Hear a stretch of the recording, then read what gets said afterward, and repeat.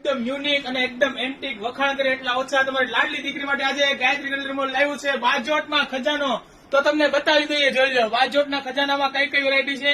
અને જો આ શાક નહીં, પ્યોર શાક, તમારે લેબોરેટરી કરાવવાની છૂટી, full guarantee. Gayatri cutlery mall બધાને ફૂલ ગેરંટી આપે છે. તો તમને વ્યવસ્થિત બતાવી દઈએ બાજોટના ખજાનામાં.